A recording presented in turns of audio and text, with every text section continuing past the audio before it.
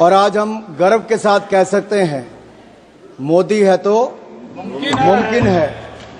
और ये मुमकिन करके दिखाया, इसका सबसे बड़ा सबूत ये बजट है, क्योंकि ये सिर्फ एक वार्षिक बजट नहीं, ये विकसित भारत का रोड मैप है और संकल्प से सिद्धि तक ले जाने का रास्ता है। लेकिन माननीय सभापति जी, जैसे ही हम लोग विकसित भारत की बात करते हैं, विपक्ष के पेट में मरोड़ पड़ने शुरू हो जाते हैं। और यही नहीं, ये दर्द थोड़ा इससे भी ज्यादा दिखेगा। जावेद साहब सुनिए, पिछले कल ही नतीजे आए हैं, सुनिए सुनिए। और दिल्ली के चुनाव के नतीजों ने बताया कि दिल्ली वालों ने आपदा मुक्त दिल्ली कर दी है। और ये कह दिया कि केवल नारा नहीं है, दिल्ली के दिल में मोदी है, ये करके दिखाया है। और दिल्ली वालों ने आपदा की लूट की खुली छूट, जो लूट और भ्रष्टाचार चारों ओर फैला था, आज उनको बाहर का रास्ता दिखाया है। दिल्ली में कमल का फूल खिलाया था। महान जनता ने, दिल्ली की महान जनता ने 10 साल के कुशासन और प्रदूषण को बाहर का रास्ता दिखाया। दिल्ली की जनता ने मोदी जी के विकास का मार्ग चुना है। आज मैं ये कह सकता हूं, आज अंधेरा छटा है, आपदा का बादल फटा है, दिल्ली के सौभाग्य का सूर्योदय हुआ है, क्योंकि दिल्ली में कमल खिला है, दिल्ली में कमल खिला है। यही नहीं, हमारे बड़े बुजुर्ग कहते हैं कि जब माता लक्ष्मी आपके ललाट पर आपका तिलक करने आए तो मुंह धोने ना चले जाएं, फटाफट अपना तिलक कराएं। और इसी तरह का अवसर किसी को गंवाना नहीं चाहिए। ऐसा ही मोदी सरकार ने अवसर दिया, जहां मां लक्ष्मी आप सबके द्वार आई है। 12 लाख तक कोई टैक्स नहीं लगेगा, इनकम टैक्स नहीं लगेगा, जो आज तक संभव नहीं हुआ। इसलिए तो कहते हैं मोदी है तो मुमकिन है, क्योंकि 12 लाख तक जीरो टैक्स कर दिया है। और मैं विपक्ष के मित्रों से कहना चाहता हूं, अब तो थोड़ा चेहरे पे मुस्कुराहट लाइए, पूरा देश खुश है भाई, आपको भी टैक्स नहीं देना पड़ेगा। मैं आगे बताऊंगा इंदिरा जी के समय क्या क्या होता था।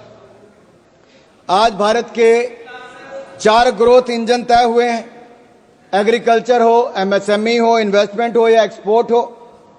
और हमने जो विकसित भारत के लिए लक्ष्य तय किए हैं माननीय सभापति जी, वो भी सन 2047 तक शून्य गरीबी होगी, गरीबों को गरीबी से मुक्ति मिलेगी। वहीं पर 100% गुणात्मक शिक्षा दी जाएगी, हर व्यक्ति को अच्छी स्वास्थ्य की सुविधा और सस्ते दाम पर दी जाएगी। और वहीं पर श्रमिकों का कौशल विकास होगा और उचित उनको रोजगार के अवसर दिए जाएंगे। हमारे विकास की भागीदारी में महिलाओं को 70% उनका योगदान इकोनॉमिक एक्टिविटीज में होगा। और हमारे किसानों के दम पर भारत दुनिया की फूड बास्केट बनेगी, यानी कि food basket of the world हम भारत को बनाकर दिखाएंगे। माननीय सभापति जी, हमारा मानना है मध्यम वर्ग खुश तो देश खुश, किसान का सम्मान तो देश का सम्मान, गरीब का भला तो देश का भला।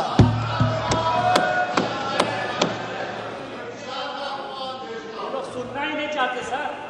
सभापति जी, अगर मैंने देश के सम्मान की बात की, गरीब के कल्याण की बात की, मध्यम वर्ग के खुशी की बात की, तो इनको दर्द क्यों हुआ है?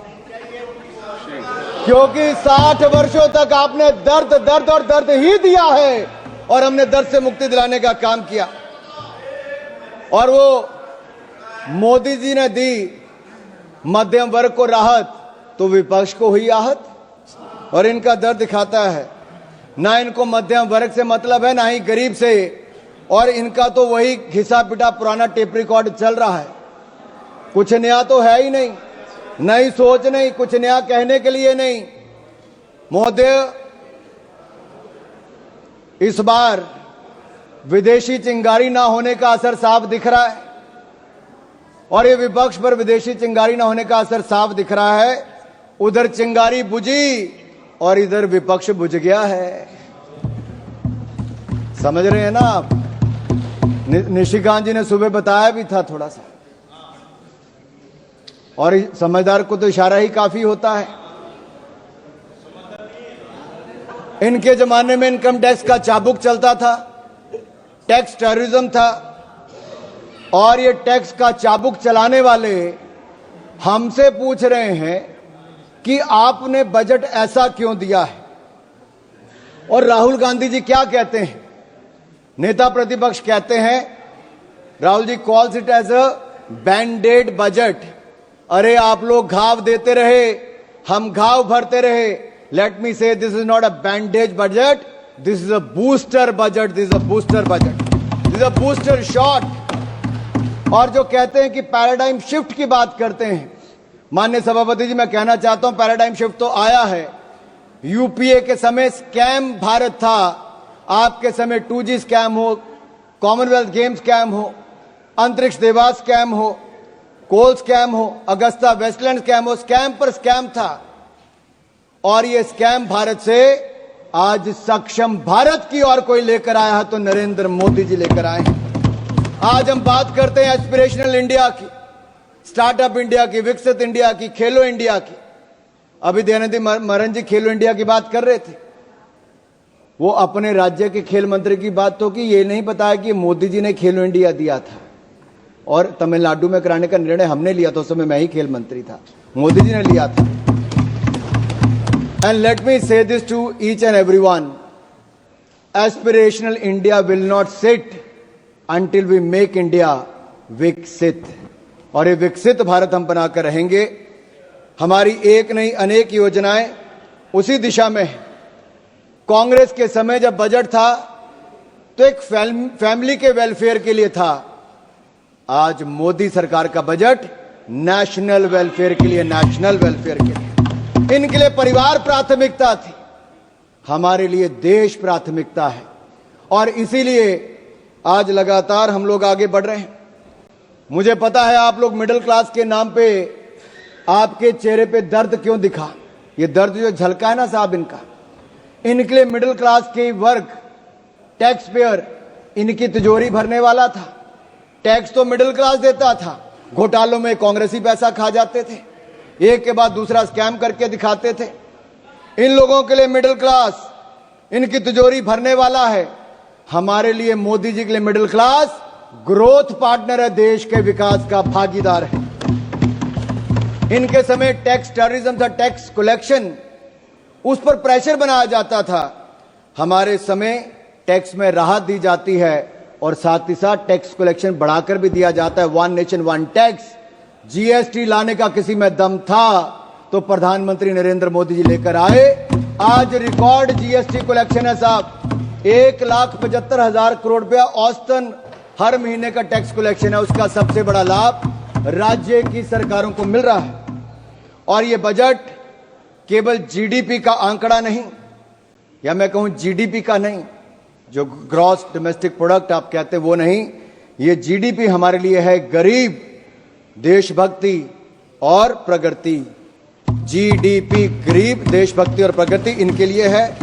मिडिल क्लास का पैसा अब कांग्रेस के खाते भरने के लिए नहीं, मिडिल क्लास के अपने खाते में जाएगा। क्योंकि मिडिल क्लास के भाई और बहनों, अब आपको 12 लाख तक कोई टैक्स नहीं देना पड़ेगा, आपको टैक्स मुक्त कर दिया जाएगा। राहुल जी जीरो चेक कर लीजिए, 1 जीरो और भी है। अच्छा सुप्रिया जी नहीं दिखाता, चलो सुप्रिया जी ने कहा मैं नहीं दिखाता। ये कांग्रेस की सीटों की बात नहीं है, मैंने छोड़ दिया सुप्रिया जी। सुप्रिया जी वो रेफरेंस, सुप्रिया जी अगर आपको लगता है कि हमने मध्यम वर्ग के लिए 0% टैक्स किया है 12 लाख तक, अगर आपको लगता है दर्द हुआ है, आपको इससे खुशी नहीं है, तो आपकी खुशी से ज्यादा हमें देश के करोड़ों मध्य वर्ग के चेहरे पे खुशी दिखती है, क्योंकि ये देश के विकास में एक बड़ा योगदान देने वाली है। ये जीरो गिनने की बात आप उनको मत एड्रेस करिए, आप इधर एड्रेस। माननीय सभापति जी, ये जीरो चेक करने की बात मैंने राहुल गांधी जी से की, और वो आपने रेफरेंस दिया है, और मैंने रेफरेंस दिया है, और मैं आप सबके सामने पूछ, माननीय सभापति जी, सन 2014 के लोकसभा चुनाव दिल्ली की जनता ने कांग्रेस को कितनी सीटें दी? 2015 के विधानसभा में कांग्रेस को कितनी सीटें दी? 2019 के लोकसभा में कितनी सीटें दी? 2020 के विधानसभा में कितनी सीटें दी? 2024 के लोकसभा में कितनी सीटें दी? 2025 के विधानसभा में कितनी सीटें दी? अगर ये जीरो का रिकॉर्ड बनाने का काम किसी ने किया है तो राहुल जी के नेतृत्व में कांग्रेस पार्टी ने किया है। आप नहीं, nothing will go on record, nothing will go on record. Sir, ये दिल्ली वालों ने तो कांग्रेस को बड़ा जीरो दे दिया, अब बंगाल में भी तृणमूल का जीरो होने वाला है। Kindly address to the chair, nothing will go on the record except Anurag Thakur ji. Please you address. Sir, मैं मध्य वर्ग पर टैक्स की बात कर रहा था। सर, मेरा तो उस समय जन्म भी नहीं हुआ था, लेकिन 28 फरवरी 1970, सर मैं जून 1975 की बात नहीं कर रहा जब इंदिरा जी ने इमरजेंसी लगाई थी, मैं 28 फरवरी 1970 की बात करता हूं जब इंदिरा गांधी जी ने बड़ी निर्ममता के साथ इस देश के सामने मिडिल क्लास पर टैक्स लगाने की घोषणा की थी। और मैं एक टेप लाया हूं, मैं सुना दूं आपके सामने। इंदिरा जी का भाषण सुनाऊं थोड़ा सा? क्या था? नहीं, जमा कर दीजिए, नहीं जमा कर दीजिए, आप जमा कर दीजिए।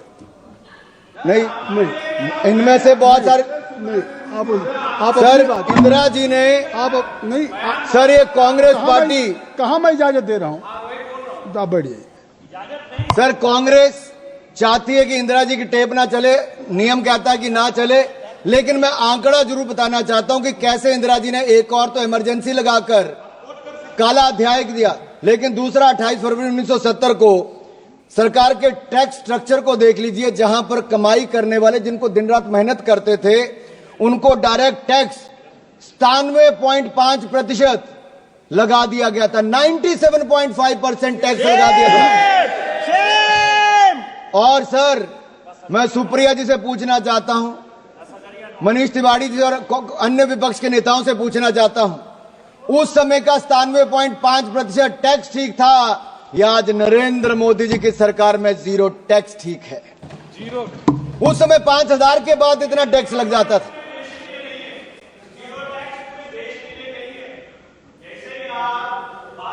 रिकॉर्ड में नहीं जा रही, कोई चीज रिकॉर्ड में नहीं जा रही। Nothing will go on record except Anurag Thakur ji speech. Please आप कहिए। माननीय सभापति जी, आप उधर क्यों देखते हैं? माननीय सभापति, आप इधर देखिए। मैं आपको ही कह रहा हूं माननीय सभापति जी, ये मनीष जी का दर्द बहुत हल्का, क्योंकि इनकी आमदन 12 लाख से ज्यादा हो सकती है, मैं उस पर टिप्पणी नहीं करूंगा, लेकिन जो करोड़ों लोगों की 12 लाख तक की आमदन है, मैं पूरी जिम्मेदारी के साथ कहता हूं 12 लाख तक कोई टैक्स नहीं देना पड़ेगा, जीरो टैक्स है। और मैं याद करा दूं कांग्रेस के अपने मित्रों को, उस समय 5000 की आमदन के बाद 97.5% टैक्स सरचार्ज लगा के कर दिया था। और काला धन अगर किसी के कारण इकट्ठा हुआ, भाई निशिकांत दुबे जी को याद होगा, प्रणब मुखर्जी ने जो अपना व्हाइट पेपर दिया था, उस सब में कहा गया था कि काला धन के पीछे कारण क्या है, तो उस समय की कांग्रेस की नीतियां थी जो काला धन करने के लिए काम करना पड़ता था। यही दिया था कि नहीं दिया? अगर ये सब इनके समय, सर हम तो देश के लोगों को ईमानदारी से टैक्स देने की बात कर रहे हैं और देश के टैक्स पेयर का धन्यवाद करते हैं, वो ईमानदारी से टैक्स दे रहे हैं, तो आज जाकर जनता को पक्का मकान भी मिल रहा है, शौचालय भी मिल रहा है, पानी भी मिल रहा है, अनाज भी मिल रहा है। ये मिल रहा है क्योंकि एक ईमानदार सरकार नरेंद्र मोदी जी के नेतृत्व में चल रही है। ये मिडिल क्लास के खाते में सेंधमारी करते थे।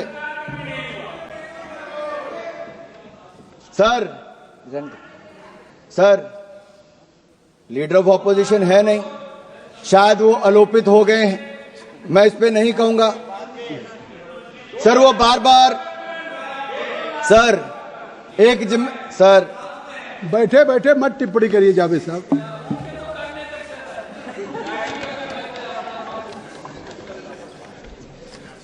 सर मुझे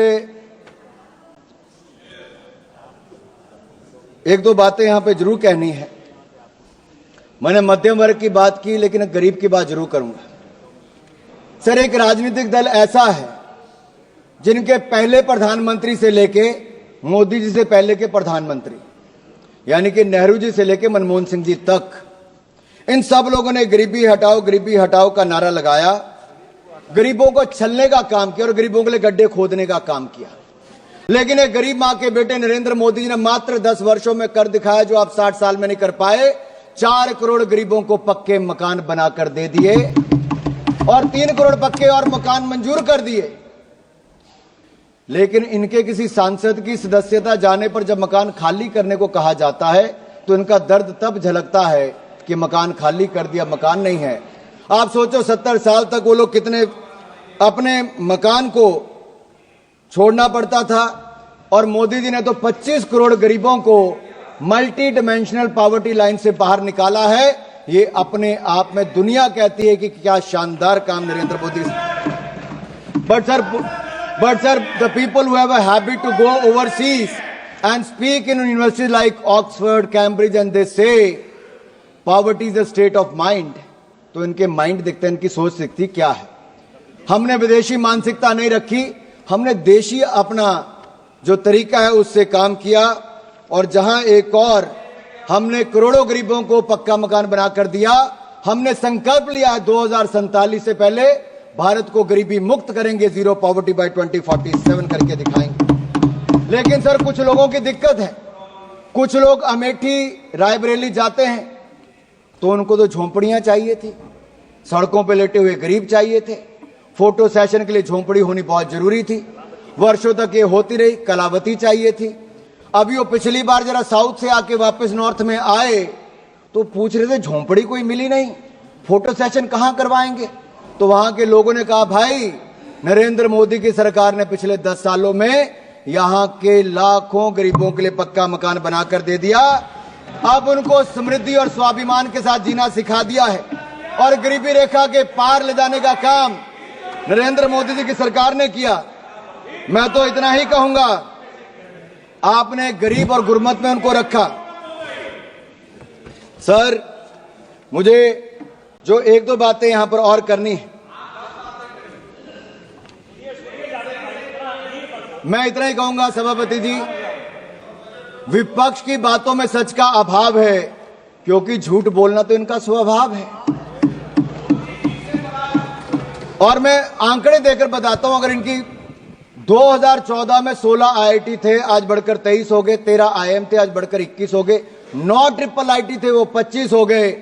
7 एम्स थे, 24 हो गए। 308 मेडिकल कॉलेज थे, 760 हो गए। 740 यूनिवर्सिटी थी, 1200 यूनिवर्सिटी हो गई। 74 एयरपोर्ट थे, 160 एयरपोर्ट हो गए। 91,287 किलोमीटर नेशनल हाईवे था, जो आज बढ़कर 1,50,000 किलोमीटर से ज्यादा हो गया। ग्रामीण सड़कें 3,23,000 किलोमीटर थी, आज 7,60,000 किलोमीटर हो गई। 248 किलोमीटर मेट्रो था, आज 1,000 किलोमीटर होकर दुनिया का तीसरा बड़ा मेट्रो बन गया। हमारी बिजली का उत्पादन 247 गीगावाट से बढ़कर 447 गीगावाट हो गया। यही नहीं, हमारा देश जो 10वें नंबर की अर्थव्यवस्था था, आज दुनिया की 5वीं बड़ी अर्थव्यवस्था बन गया है, और अगले 3 सालों में दुनिया की तीसरी बड़ी अर्थव्यवस्था बन जाएगा। जो कहते थे कि बजट कहां बढ़ा है, माननीय सभापति जी, डिफेंस का बजट 2013-14 में 2,03,499 करोड़ था, जो रिकॉर्ड बढ़कर 6,81,210 करोड़ रुपया हो गया। यही नहीं, सड़कें बनाने का, रोड ट्रांसपोर्ट का बजट इनके समय 25,476 करोड़ था, जो बढ़कर 2,87,000 करोड़ हो गया। रेलवे 27,000 करोड़ से बढ़कर 2,55,000 करोड़ कर दिया। होम अफेयर्स 53,371 करोड़ से बढ़कर 2,33,211 करोड़ हो गया। और यही नहीं, एग्रीकल्चर 17,395 करोड़ से बढ़कर किसानों के लिए 1,37,757 करोड़ हो गया। शिक्षा का बजट भी 71,000 करोड़ से बढ़ाकर 1,28,000 करोड़ से ज्यादा का हो गया। और अच्छे स्वास्थ्य की सुविधाएं 27,000 करोड़ से बढ़ाकर आज लगभग 99,900 करोड़ हो गया। अनुप्रिया जी यहां पर बैठी हैं, MOS हेल्थ। और मैं यही नहीं, आपको कुछ आंकड़े और भी रखना चाहता हूं, लेकिन उससे पहले 1-2 बातें मैं और करूंगा। जहां एक और गरीबों के उत्थान के लिए हमने काम किया है, वहीं पर न्यूक्लियर एनर्जी मिशन के लिए 2047 तक 100 गीगावाट हमारी कैपेसिटी हो, तो न्यूक्लियर पावर कैपेसिटी प्राप्त करने के लिए स्मॉल मॉड्यूलर रिएक्टर के निर्माण के लिए 20,000 करोड़ रुपए का प्रावधान भी किया है। और सन 2033 तक हमारे 5 इंडिजिनियस स्मॉल मॉड्यूलर रिएक्टर बनकर तैयार हो जाएंगे। यही नहीं सर, विपक्ष के कुछ नेताओं ने और विशेष तौर पर राहुल गांधी जी ने कहा कि उनको कुछ दिखता नहीं है। सर, ना उनको युवा दिखते हैं, ना युवाओं की उद्यमिता दिखती है। और मैं यही नहीं, ये लोग आइवरी टावर में रहते हैं, जहां खड़े वहीं के वहीं खड़े हैं। इनकी एक अलग अपनी दुनिया है साहब। ये ठहरे हुए पानी की तरह हैं, जिनको सड़ना मंजूर है लेकिन प्रवाहित होना मंजूर नहीं है। हमने तो मोदी जी के नेतृत्व में जो अभी आंकड़े बताए कि 2014 में भारत कहाँ था और आज 2025 में भारत कहाँ है। यही नहीं, हमारे युवाओं के पास नए आइडियाज हैं, इनोवेशन है, रेजोल्यूशन है, सॉल्यूशन है।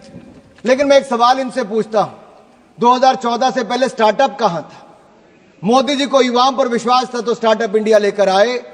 आज जितने कांग्रेस के सांसदों की आंकड़ा नहीं है ना, उससे ज्यादा भारत के यूनिकॉर्न का आंकड़ा 117 यूनिकॉर्न आज भारत में है। लेकिन कांग्रेस तो एक ही को स्टार्टअप करने में लगी रही।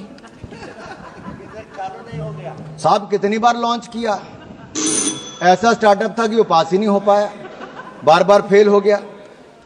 और यही नहीं, अब तो हमारा प्रयास है, जहां एक और 1.5 लाख से ज्यादा स्टार्टअप्स बन गई। फर्स्ट टाइम एंटरप्रेन्योर्स की कैटेगरी के लिए जहां 5 लाख महिलाओं को, SC ST को अब 2 करोड़ रुपए तक का टर्म लोन देने का काम मोदी सरकार करेगी। एक बहुत बड़ा कदम। इससे पहले मुद्रा योजना हो, स्वनिधि हो या emergency credit line guarantee scheme हो, इन सब के माध्यम से बैंकों ने शानदार काम किया। लेकिन यूपीए के समय पॉलिसी पैरालिसिस तो थी, साथ में फोन बैंकिंग भी थी।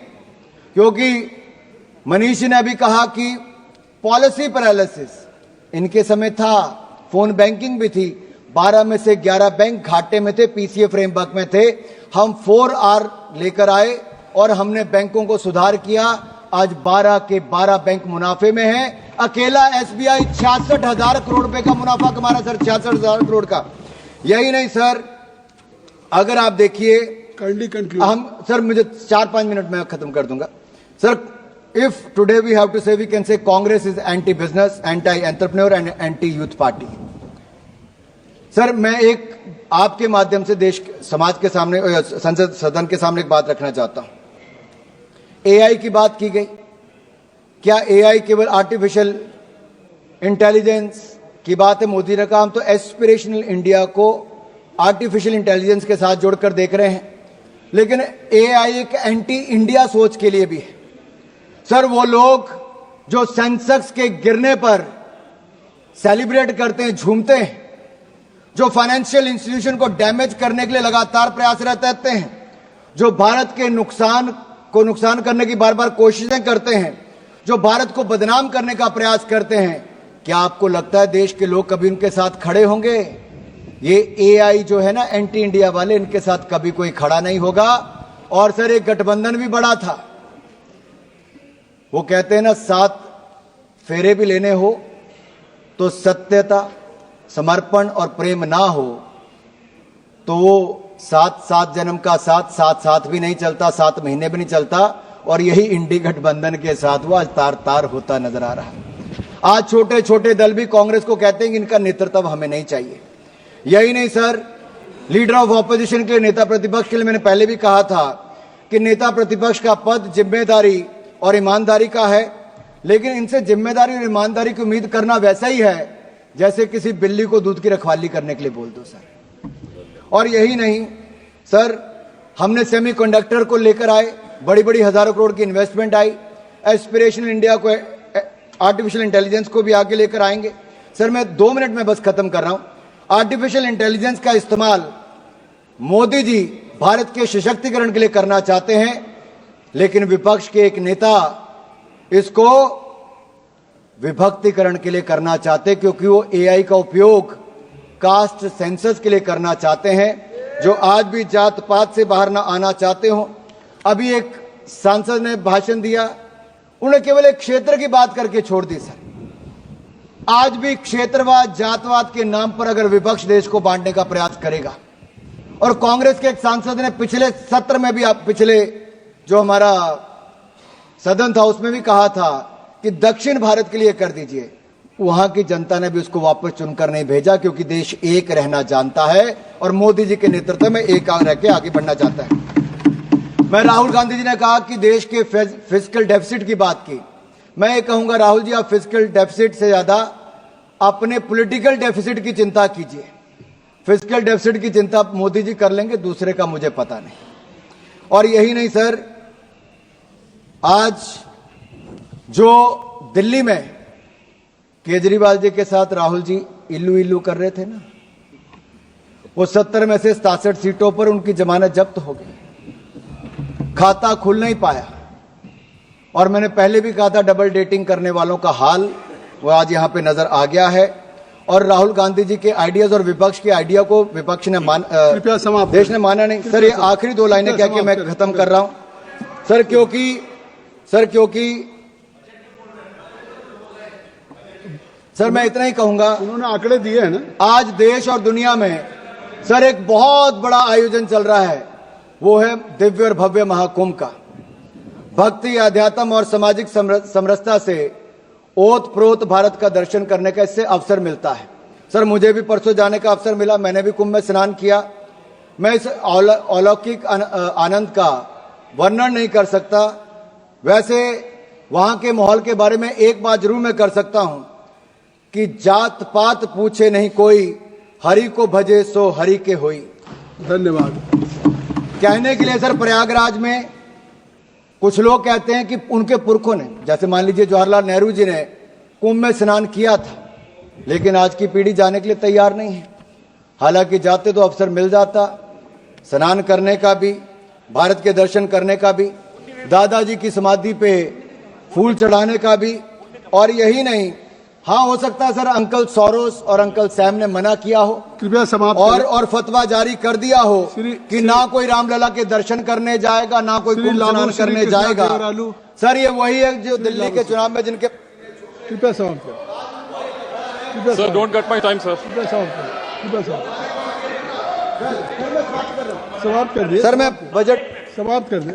सर मैं समाप्ति कर रहा हूं। सर मैं इतना ही कहूंगा, काफी बात आपने, सर ये लास्ट लाइन कह के कर रहा हूं कि जहां हम भारत की क्षमताओं को बढ़ाने का काम कर रहे हैं, वहीं पर जब हमने बिहार के बारे में बात की कि मखाना बोर्ड वहां पे बनाएंगे, तो जो लोग वहां जाके दूसरों के साथ मटन बनाने का काम करते थे, मखाना बोर्ड पर उनके चेहरे मुरझा गए। ऐसा क्यों है सर?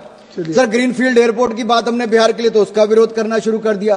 कोसी कनाल प्रोजेक्ट की बात की, national institute of food technology की बात की, तो उस पर भी सर मैं ये कहूंगा कि मोदी सरकार का ये बजट जो है वो विकसित भारत बनाने के लिए है, वो उसी दिशा में आगे बढ़कर है। और पूरे देश ने मोदी जी के इस बजट का स्वागत किया है। आपने मुझे बोलने